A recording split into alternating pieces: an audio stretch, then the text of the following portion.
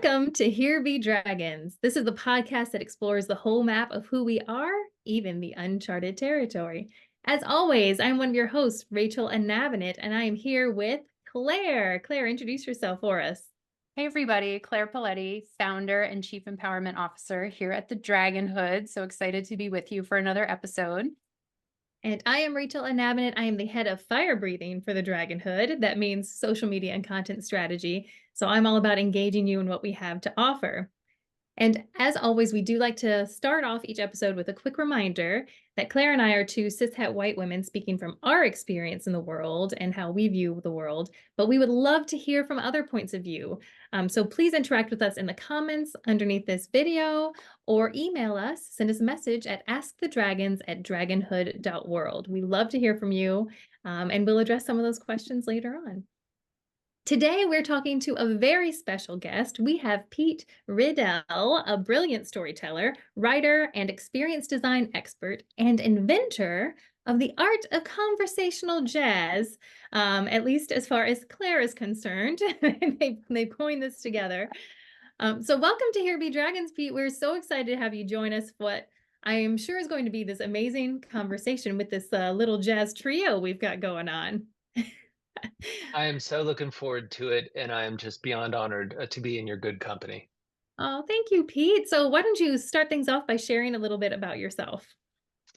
Yeah, so just building on a couple things that you shared. So I identify as a noticer and a sifter of small moments, um, and all of those things kind of inform and inspire my work as a writer, as a storyteller, and as an experienced designer.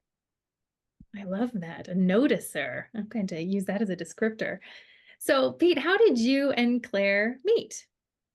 I'm a big fan of origin stories, and there's so much that I love about what I consider our origin story. So, um, I think we had orbited each other for a while, right? Just on the professional context, and there was an on-site meeting that brought us together, and really it wasn't until like after the official part of the day wrapped, and there was just a dinner in the place where we were doing a site visit, and it was all the partners were there. And I have to confess, because this was a big taking up space moment for me, because like the whole idea of like when it's the table and you're there with work peeps, I've always been very sensitive to there's like an implied hierarchy of like who sits next to whom. And I will say that I'm not a person who's like in the back of the chessboard, metaphorically speaking. So like I usually let other people, kind of, do the sorting hat thing. But so I allowed some of that to happen, but I just went and sat down. And what I noticed was I was sitting next to Claire, and one of her fellow dragons who were a little more in the back row of the chessboard. And I remember my first instinct was, oh, I should not be sitting here, right? This I'm in somebody else's seat. But that passed. But we just started in conversation, and we just started geeking out on storytelling and on these subjects. And like in the moment, I was like, oh, there's other humans here who care about the things that I care about. So like it was a wonderful feeling seen moment, and time melted, is all I remember. And I remember there was even a point, like a half hour in, where like Claire, ever the diplomat, he said, I think we could keep talking. I said, but I should really like, just kind of make the rounds and connect with. I was like, oh yeah, of course, of course, of course. And and it was just so wonderful, so genuinely wonderful that I, mustered up the bravery to reach out afterwards. I said, I would love to keep that conversation going. I said, I'd love to continue talking about these things, kind of thing. And that was the origin story. That is so great, Pete. I did not know you were wrestling with where to sit. And like, I love that you took up space and you found a seat at the table, literally in this case. Yeah. I also marvel at the idea of being thought of as like somebody important That is a wild concept to me. And I remember the same way, like just sat down, launched into nerddom, like word nerd delight and talking about all sorts of things. And um, it's funny to share that I felt nervous when Pete very bravely was like, hey, I'd love to continue the conversation. Can we connect again? That I was like, oh, that would be awesome. Did he really mean that? Or was he just saying it? It's like something you say. So like, it's nice to be able to surface that both sides of this story were like, oh, I would love to. Is that for reals? So I think that's so Yeah, great. And I am eternally grateful that the universe sat us next to each other at that dinner. likewise. I can't take any credit for conversational jazz. That is something that Pete coined. I just wanted to offer a correction, Rachel, to the intro to say Pete coined that phrase, and it's one that I adopted as a universal truth. Pete is absolutely a noticer of small things and a coiner of phrases in the lexicon. So I think that's an important distinction. Okay, so since we're talking about this term, conversational jazz, let's define it, since I'm sure a lot of our listeners have not heard this before and are very intrigued. So, Pete, what does this mean to you, this term that you've created? So full disclosure, it's kind of a goosebump question for me because I never even paused to try to define it until you've asked it. And I'm mindful of, I think there's an adage, and I'm not sure who is the source of it, but it's like talking about jazz or writing about jazz is like dancing about architecture. So it's in that spirit. But if I were to take a crack at it, it would be it's organic, free flowing, inspired conversation between kindred spirits, and and like jazz, it requires a safe place of trust between involved parties, and also trust in yourself that wherever the conversation goes, that you will float. And as I say that, I think like it also very much hangs on the scaffolding of the dragonhood mantra, just in case you're interested. But I see a lot of similarities in spirit there. I Yeah, love Claire, what that. do you think about that? I love it. I love it. And I think, that's such a good call out, Pete. Like this idea of curiosity and authenticity are parts of the dragonhood mantra and truly value points for what we're talking about in the conversational jazz, like being willing to kind of go out on a ledge and think about interesting things. And for me, it's the importance of free association and playful conversation and fun. The unstructuredness of the conversations is something that as adults in a primarily virtual environment, often, unstructured conversation time is not something we have a lot of. So it's really been profoundly impactful on me in the time that Pete is so gracious to share with me, particularly in the lead up to the launch of the Dragonhood, the opportunity to have these synthesizing conversations, these synergistic conversations, synchronistic conversations, like it was all the things. And it was really just a cool way to allow things to percolate and free associate and create new concepts that then we could build on. So it's just fun, and trust is such a big part of it. Thanks for sharing that, Pete. It's such an important concept to be able to have fun and feel a little awkward, or maybe like, hey, this is weird, but I was thinking about it, right? Like that type of thing. Oh, well, I know especially in the work context, or at least in my experience, like so much of it has become transactional. And I've just come to appreciate, the difference between transactions and interactions, and wherever and whenever possible, seize opportunities for interactions. And it's very much in that spirit. Oh, I love that. And this conversation about adults and the lack of unstructured time has come up to us before in some previous conversations, and we've talked in a prior episode about Find Your Unicorn Space, and that's talking about reclaiming your creativity. That's a book by Eve Oh, Rodsky. We'll link to that in the show notes. So that's tapping into your creative side a little bit, but I do also love this idea that finding time for human connection is another difficult thing for adults to carve out time for, especially if you're working remotely, or you live in different parts of the country, and so you're working in this virtual environment. So how do you both create space for this human connection? So I know for me, um, I've grown more brave in sharing my messy bag of humanity in my work contexts. And that has led me to just be very intentional in trying to establish connections with people whose light I am drawn to. And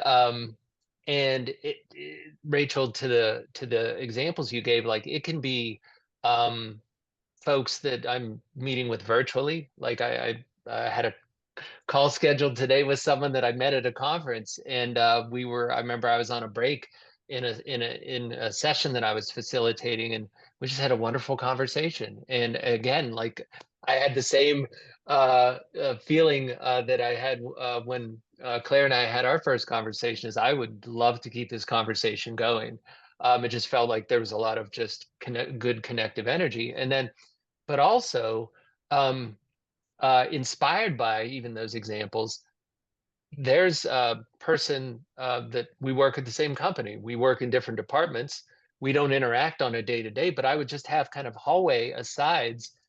And I just was struck by the fact that every time we had these asides, like he shared wisdom. And so I had reached out to him. I said, "Hey, do you want to get together like for coffee once a month?" And the unstructured part of it, um, was a little unsettling to him at first, because like he showed up, he said, I don't really have any agenda here, and I'm like, that's totally fine. And we just kind of share what's kind of on our heart, whether it's professional or personal. And again, it's at the end of it, you land in a space that you could never even imagine, and your world was bigger as a result. So that's what it looks like for me. Claire, I don't know if you want to share from your experience. Yeah, I mean, it's literally for me these monthly calls, and exactly what you said, Pete. And I love the way you even our listeners can use that same phrase that you used. The idea of saying to somebody like, "I'm really enjoying this conversation. I'd love for it to continue." That's a great, really useful phrase to help find a way that's like not like, "Do you want to be friends?" Like that would, you know what I mean? Like that's Yeah. such a great way to say it. But I love that. And the comment you made about your colleague who was a little uncomfortable with the unstructured nature of it. I did not value unstructured time the same way I do now before we started having these conversations. It's not something I would have prioritized as work, right? Like the opportunity to think about things differently and have white space for free association and talking about whether, in Pete's case, sometimes we'll talk about industry event trends or, live meeting, what's the latest and greatest on live meetings. That's a space, a Venn diagram of where our worlds interact. And also the idea of just having that intellectual play space is so exciting. So it taps into that creative energy. And I think Pete's right. The way you land in a place where you wouldn't have started had you had an agenda, even a loose agenda, right? Like, oh, ask Pete about, cool industry events that he's seen lately, or what's the latest and greatest in the storytelling world. Like, and I think it's really powerful to just let that be. And I think the phrase Pete used earlier was float. So when you float something out there and just see what it brings up in the other person. And even if it's a tangential, like this is out there, but hang in with me. Like I saw this thing and I heard this podcast and it was so great. And this point that person made really relates to me, to what you were just saying. It just becomes, that's the jazz of it, right? The improvisational piece of it. I left out one thing earlier when Rachel, you asked me to introduce myself. So I also I identify as a treasure hunter, and I consider myself an ingredient person, and so I really look at the world through the lens of food, right? That helps me make sense of the world because I understand food. and I'm an ingredient person. So like as I walk through the world, as I move through my day, I might stumble across something that moves me. And I may not know exactly what it might be useful for. I just have a sense that there's something there, right? So like I will collect ingredients and kind of put them into my metaphorical pantry. And then what I find is in unstructured conversation, that's the kitchen. That's where you get to cook and you get to experiment and things like that.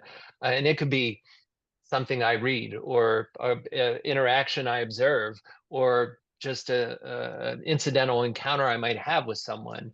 But when I feel something, I just kind of take note of that, and it becomes just an ingredient, and it might be useful in a stew down the road. That's so interesting. And my version of that, and we've talked about this, my version of that is I take pictures of things that bring me joy. So I have a gratitude journal, and I can't always do it every day, but I always take pictures of things that bring me joy to reference later. So to the degree of absurdity of like, I saw a thing in a store, I take a picture of, oh, that Clark bar reminds me of this funny story that my dad told me once. I take a picture of that because it brought me joy. I saw flowers when I was walking by. They were beautiful. I took a picture of those. I really am proud of my outfit today. I took a picture of the earrings that matched the shoes perfectly that I'm so proud of, right?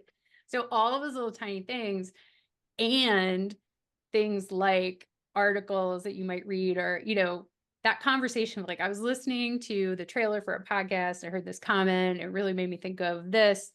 I can't underscore enough how powerful those ingredients Mm, are.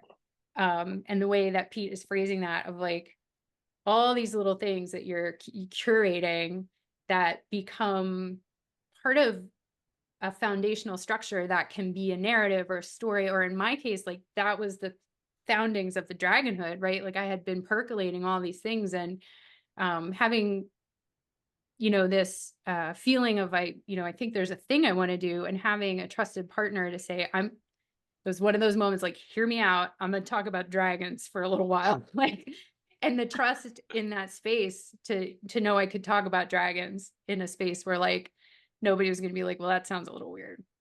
It was a yes and, right? That improvisational okay. technique of yes and, right? So I think that's part of it too. So I'm just loving how we're unpacking more of this as we're having conversation. Yeah, the way you're talking about it, it reminds me a little bit of kind of like an interactive mood board.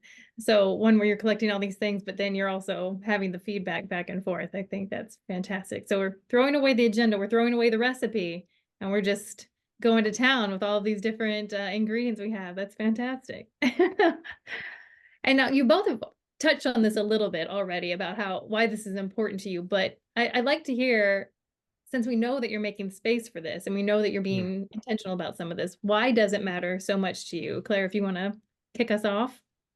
Yeah, I think it really is about the hurry upness of life that we find ourselves in the modern day is nonstop, and we're so acclimated to it, right? Every minute of every day has something that needs to be done, has a moment in it that has to be addressed.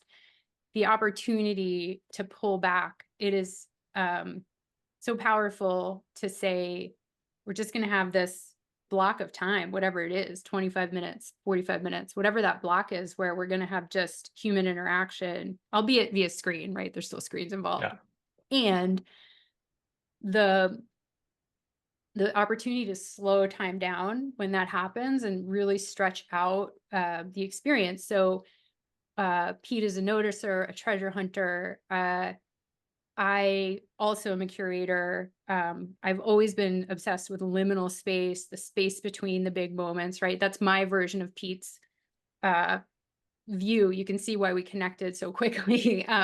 So the idea of these interactions as stretching out those in-between moments, and really just the joy of day to day, the joy of a unscripted, good old fashioned conversation, like it's just really special to me. And I think people will really enjoy it. Again, it's uncomfortable. It can be uncomfortable initially. And you may even have a little bit of a bump, like awkward pauses are a thing, right? While people are thinking about stuff, like you don't have to fill every minute of the time with the most eloquent, statement of things. You can get your head around stuff. And again, that space between is what is so beautiful. And this is a way to honor that and create a container for it. I'll talk about containers a little more in a little while, but create a container for the space between. It's the first time I've found a way to be in that really fully. I used there's another version of it. So my partner and I borderline worship coffee. Coffee is a religion in our house. And particularly for him, it's he's a curator of that knowledge. So when we are having coffee together, that's another one of those containers, that moments between, right? So we all have these cherished little moments. And if we can find ways to put pins in those and hang on to them for a hot minute in the speed of modern society, it just feels so, for me, restorative. We spend a lot of time at the Dragonhood talking about rest. And this is another way, whether it's social rest or spending time with friends, all that stuff is so important. So that to me is why it's so important. So the whole idea of containers, that could take so many different forms. And even among the things that I've learned from Claire over the course of our conversations is, again, like going back to the practice of photographing and documenting things that bring you joy. So like I've been spending more time in my photos than my feeds, right? Because the things that are in my photos are things that bring me joy. So just the container of that. So, we're talking about human connection in containers, but like the whole idea of containers uh, is a thing unto itself. And I will even say and confess, you can find them anywhere. So I am not a coffee um, aficionado or snob. I don't know where you guys fall on that spectrum. I am not that. So I've got a Keurig. But what I found is the time it takes me to put down 10 or 12 ounces, I I play Gilbert roulette. So among my current obsessions is I discovered a poet who came from Pittsburgh. He's a famous poet, and I only discovered him a couple years ago. But in the time that it takes me to put down 12 ounces, I will just crack it open and see what Jack has to share with me. And it is like a sacred moment, a micro moment, if you will. So again, the idea of containers, I think, can be a game changer. Oh, that's fantastic. Now, I know we are going to dive into that a little bit more later, but in the spirit of allowing for space and making space and time for things like conversational jazz and storytelling, we wanted to sort of mark this little section of our podcast with maybe a couple of stories from Pete. So giving you this space and this time to sort of demonstrate what we're talking about when we talk about your storytelling. So I've come to learn about myself that I can say without exaggeration or hyperbole that stories are my life preserver. They are how I make sense of the world, make sense of my place in the world, make sense of how I navigate through the world. So I'll share this is a recent one, and I've not like cultivated or curated this. I sense that there is something here. So and it validates the idea that there's no such thing as an in-between moment. There's no such thing as an incidental moment. There are moments, and all of them can count, right? So I was traveling for work a couple weeks ago, and I needed to catch an Uber to get back to the airport. I was downtown in Chicago at McCormick Place, the big convention center, and it's about, I don't know, 20 miles to O'Hare.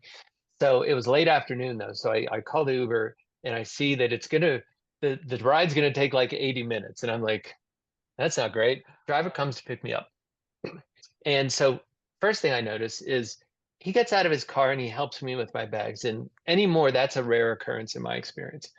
But he does that. So I get in to his vehicle and and he apologizes to me. He said, "I'm sorry, I looked at the traffic. It's going to be a really long drive."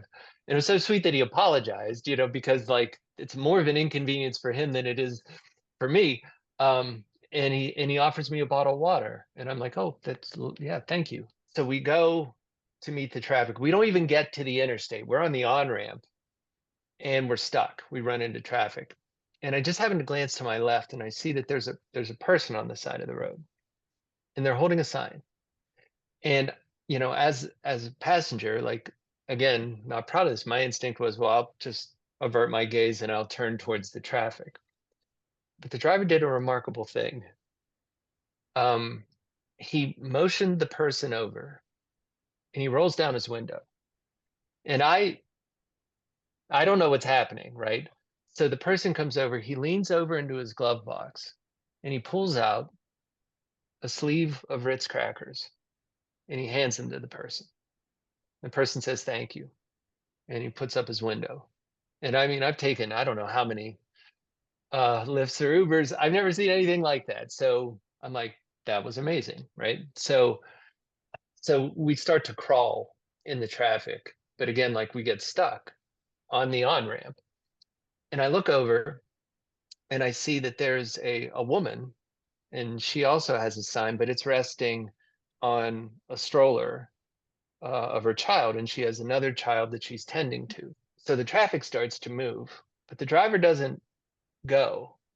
He honks his horn, gets her attention, waves her over, rolls down his window, and goes over to his glove box again. And he pulls out a sleeve of Ritz crackers and he grabs a couple waters and he hands it to the woman. And she says, "Thank you." And he doesn't immediately even start going. He holds his gaze and gets this big smile on his face.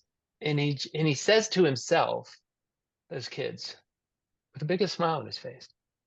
And then he starts going. So, we have a long time together. So I knew that I had time to think of, to like form the questions in my head. And a couple minutes passed and I asked him, do you keep things in your glove box specifically to give to people? And he says, when I can afford it. He says, I have to pay for gas and things like that. He said, but if I have money left over, he said, I'll get chips or water or snacks or soda when I can. So we drive on a little bit. And when I got in the car, I noticed that he was wearing scrubs. And so I asked him, I said, so what do you do when you're not driving? And he said, I'm a caregiver. And I said, oh, really? I said, where? And he said, everywhere.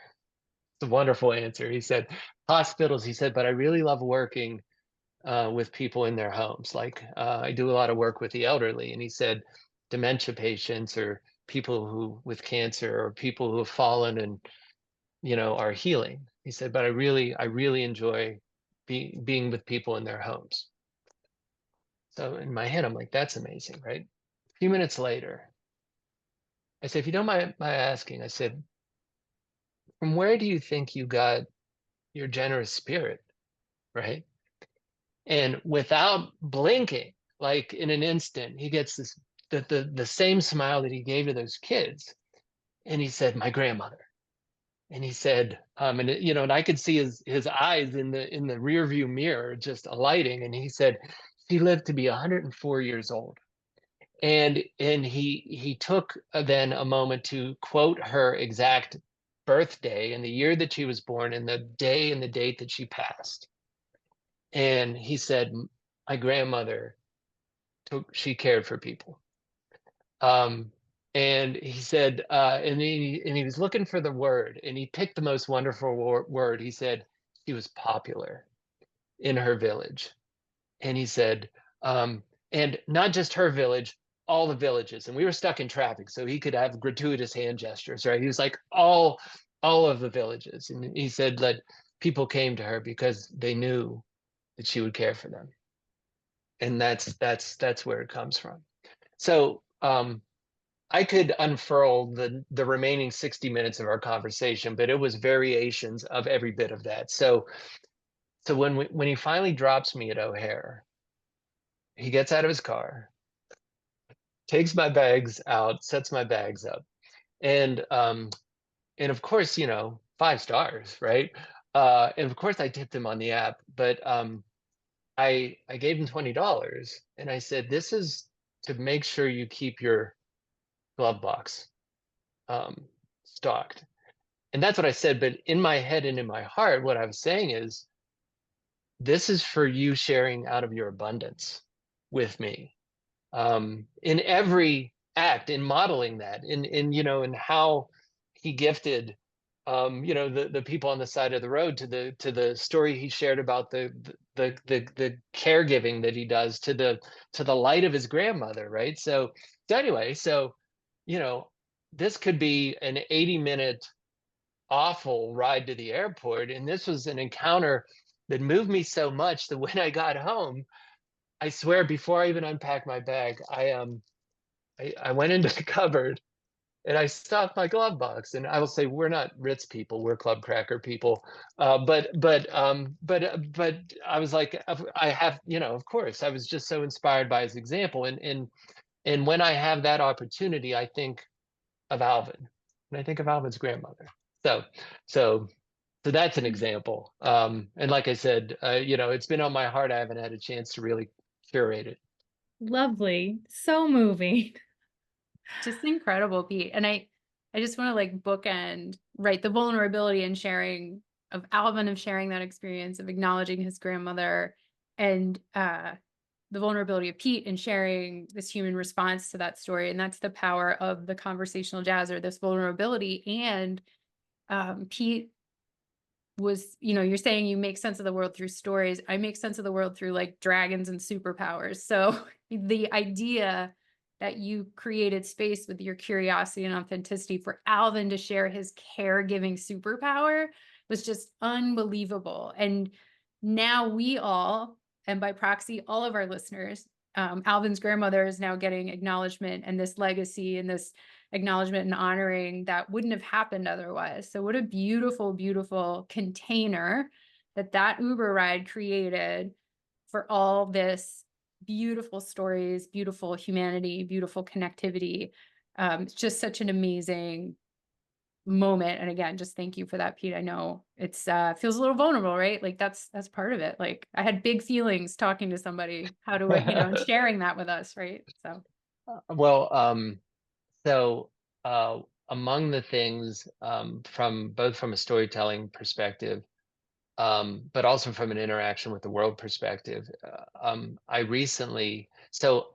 have become such a fan of, when I'm gifted language that kind of helps, helps me get my arms around things that I've kind of instinctively known but not had language for. And a couple months ago, someone gifted me amazing language that was absolutely a game changer. And it was evidence in a story like that. And it was, ask questions that make people storytellers, right? And again, like, I think I've always instinctively done that, but when I heard that, I was like, oh, it just made me think of so many things, because I've heard even like anecdotal stories that embody that. Like I've heard this shared, so I have not fact checked this, but as far as I'm concerned, it's good enough to be true.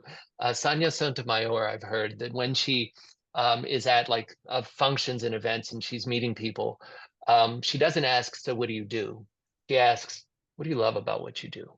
Right? And that's such a better question, right? It turns the respondent into a storyteller. I heard someone who works in hospitals, and she said, I never ask people how they're doing because I know how they're doing.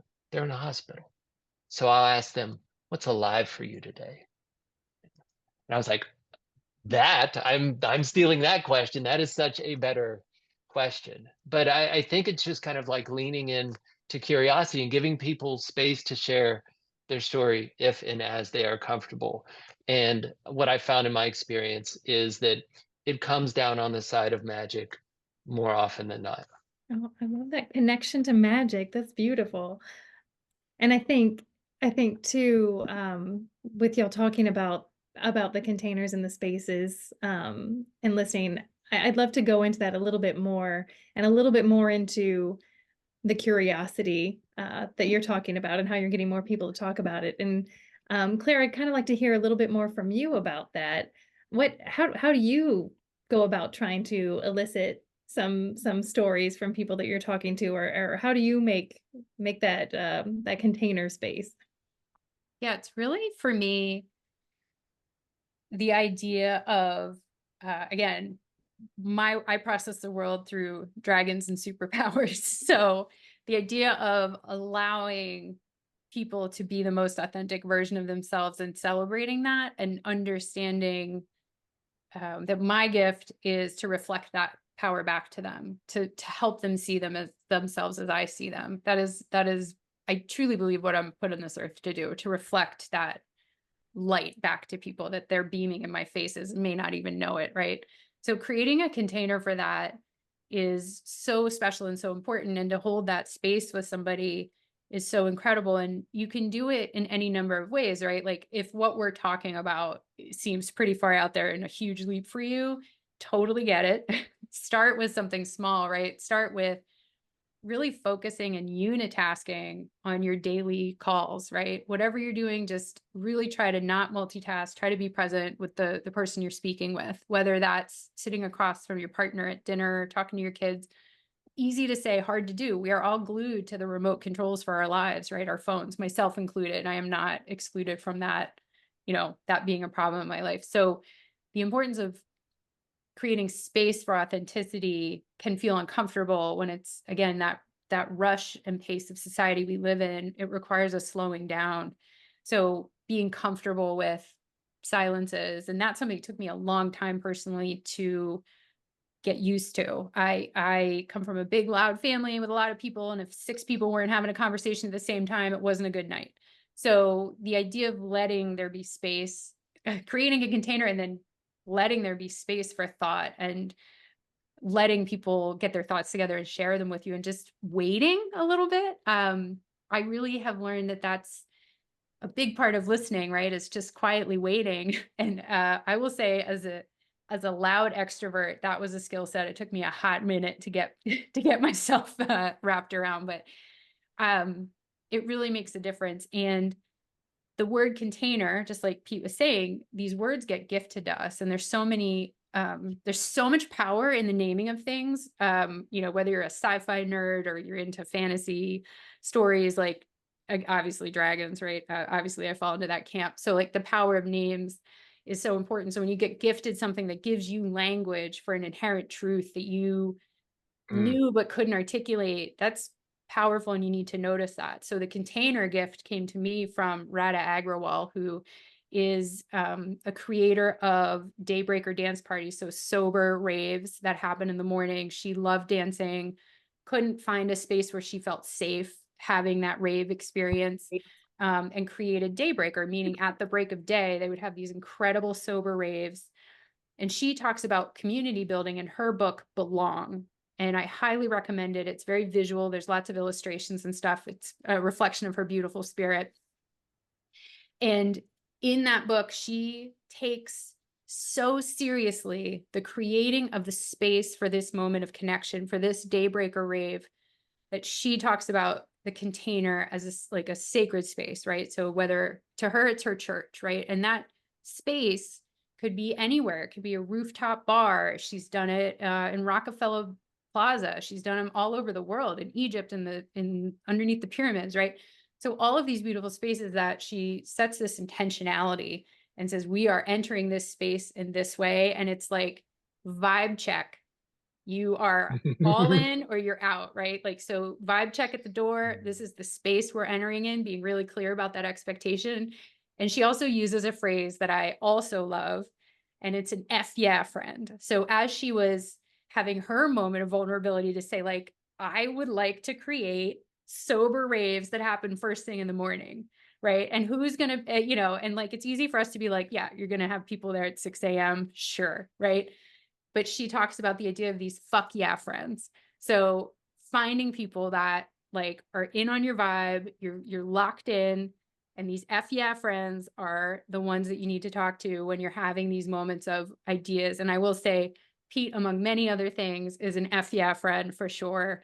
Passed an imaginary test again when I was like, hear me out, dragons. And, it was like, tell me more, right? So I think there's moments, again, just the power of every day and creating containers wherever you can, at whatever degree of scale you can, and you make a difference in your world, whether it's just you and one other person in a car, like Pete was talking about, or you're leading a team, or you have a family, or you're a teacher, or whatever community that you're in. That's an opportunity for connection. So many thoughts, but I think also the idea of like containers language, they give you lenses to look at things in a space of wonder or curiosity, right? And I in my experience, right, in a work context, there's never enough time. Like you have the meetings, and like sometimes they can be wired so tight where like the person has not even finished saying their thing and you're already trying to chime in with your thing. And I know I fight that, right? So as a counterweight to that, the idea of creating space for unstructured conversation to me is just kind of it helps to like with the vitamin deficiency that maybe our transactional side of work in those kind of encounters kind of work against. The other thing, just in the whole idea of like naming and containers and things like that, like nobody ever wants to like show up at a meeting. Like no, like who gets excited rolling into a meeting, right? So like even like we will have team connections on our team, and like we stop calling them like weeklies or whatever. We call it the campfire, right? And the campfire is where we tell stories, where we share stories, where we talk about things that are inspiring us, right? Things that we're curious about, or like things we're wrestling with. And, just kind of something as simple as that, it gives you a different lens to what otherwise would be a mundane or a perfunctory thing. It doesn't necessarily take much. And I appreciate that authenticity too, that you're not just relabeling something and it's still the same thing. You're actually trying to Oh yeah. make it mean something different. So I know that I feel like can sometimes be a misstep in workplaces where you just slap a different name on it and it's still the same thing. So I appreciate that authentic attempt to make things different. Now, Pete, do you have time to tell us another story? I know our listeners probably want to hear one more if you have time. I will. So my gosh, how much time do you have? So there is one that comes to mind. And again, this is an example of like another example of the idea that I don't think that there's anything like an in-between moment. And Claire talks about like liminal spaces, our spaces between. And to me, like those can be some of the ripest spaces for magic, right? And meaning. I was doing a work thing and I was traveling for it. And I remember I was helping to facilitate it was like a big meeting with like new clients, and it was going to be a Jedi High Council of clients, like executive level of probably like 12 to 15 people in the room. And and we were still in first impression mode, so I was kind of feeling the weight of that. So the morning of, I was at the hotel, and I don't like to eat a lot before such things because I'm very anxious, right? So I grabbed a coffee, and I was finishing my coffee, and I noticed that, oh, the little reception counter, they had bananas. I was like, oh, I'll have a banana. So I go up to the counter, and I was just there like a couple minutes ago, and I just said, oh, I said, I didn't see you had bananas. I said, could I have a banana?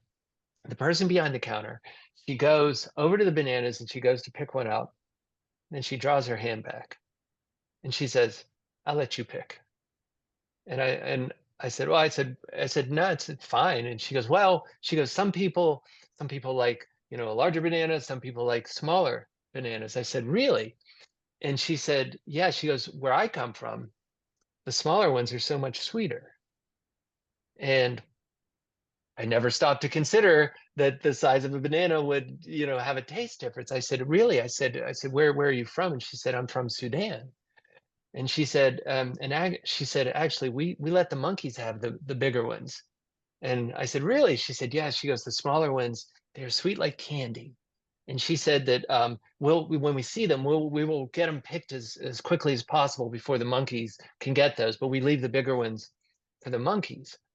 And well, I'm imagining that it's probably a different variety than what we have here. And I don't know why I know this, but I know like the bananas that the common banana here where in the United States it's the Cavendish. I don't know why I know that, but I said, I'm imagining. And she said, yeah. She goes, I think so. She goes, because, oh my gosh, she said, we will cook with them. And she, and she's in this reverie and she's talking, she's thinking about like the fried bananas and all these things.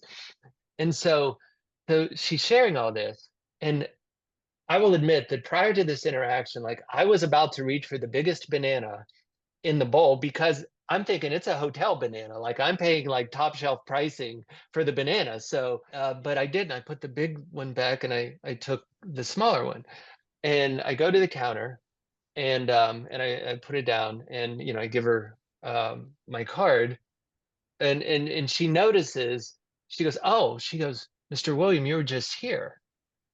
And then she says, I give you the banana.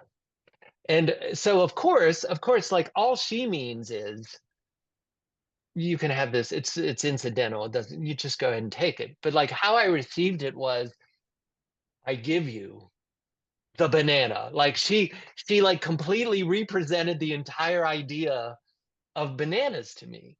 And I, those kind of encounters, like she gave me goggles.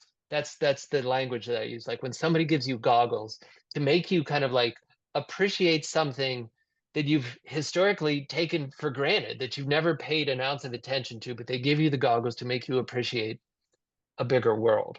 So every time now when I see a banana, I think of Yumi.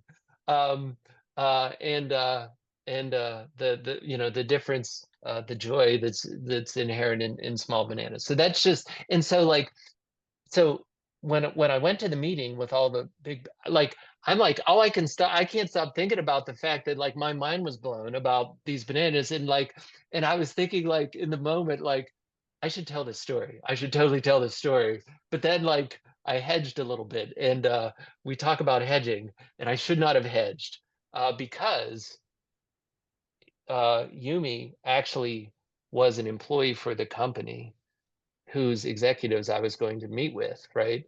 And like to me, like it's just another proving of the concept that I believe is that like the most important competitive advantage that any company has is their people, right? And to me, like that was just like a perfect example of that because there's only one Yumi, right? So Oh, I love that so much. You couldn't tell on the video.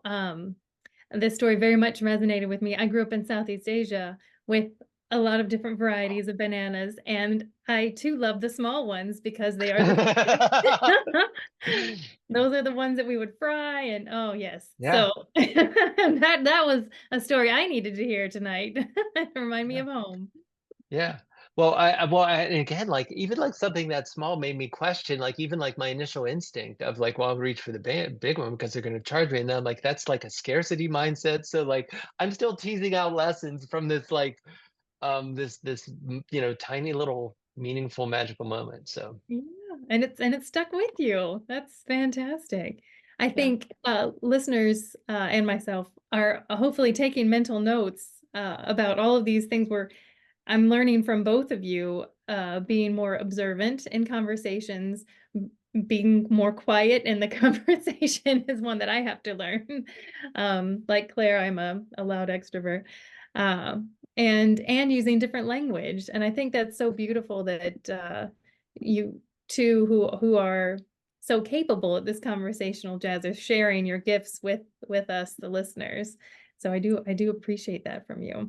I was gonna say it's so human to like make meaning out of our experiences. Like that's how we move through the world. That's how we grow and evolve as people. So the opportunity to open yourself up to that and make more meaning out of what's happening around you is so human and so powerful too, because it opens you up. All that joy we just heard from Pete, and again, paying forward the gift that Umi gave him.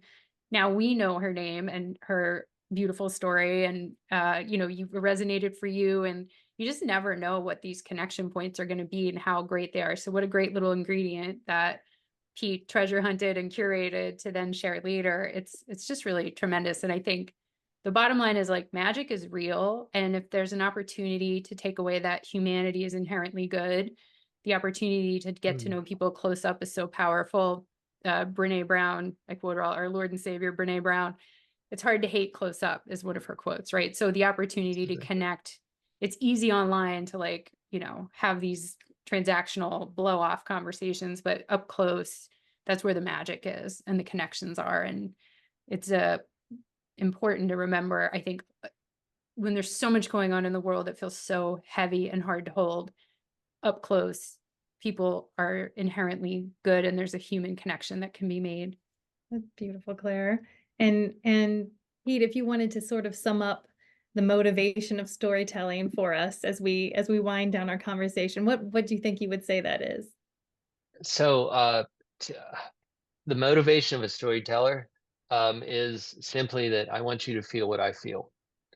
And what I've found is, so I know this to be true, is that every person they come factory equipped to be amazing, authentic storytellers. Um, and it's among my missions in life to prove that at every chance that I get. When we create space for people to share stories, one of two things happens, and either one is equally magical. When you're in the company of someone sharing a story, you're either going to feel, oh, I felt something similar, or I know what that feels like, in which case you are now sharing your humanity, right? Or your response might be, I don't know what that feels like. I've never experienced something like that before, in which case your world has just been made bigger. And to me, like, that is as significant a gift as anything. And I think that gets back to the spirit of trying to create more connections with humans in things like conversational jazz. Like, to me, like, the common denominator of every interaction, every exchange that I've had is it's been people who make my world bigger. And I just think that's like among the greatest gifts that we can give each other. That's lovely. And I love the idea of us creating that magic with each other and creating those connections. And so, Pete, thank you so much for sharing your magic with us, your superpower. This was incredible conversation. I appreciate you being here with us tonight. Oh, and I mean, it's time flies, right? Time melts, I should say. I grew up the son of a trumpet player, so I got to play music with my dad, and the flow state that you're in, is akin to just like when you're in conversation with kindred spirits, and this has been that. So I thank you. Oh, thank you so much.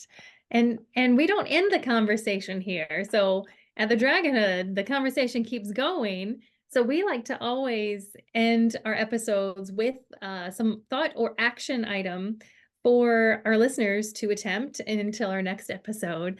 And so for this month, how will you practice conversational jazz or creating connection and using questions to uncover stories? If either of you want to jump in with an example, feel free. But we do want the listeners to sort of percolate on that and think about that as they move forward. Yeah, I'll share one that I think I was reminded of listening to Pete share about questions that he borrows, right? He's curating those really interesting questions. This one came from a neuroscientist who was looking at the idea of one-on-ones. And, in a managerial sense, you have these one-on-ones with people every week or so. And like, they get you go through the laundry list of things that are like going wrong, going sideways, I need help, whatever.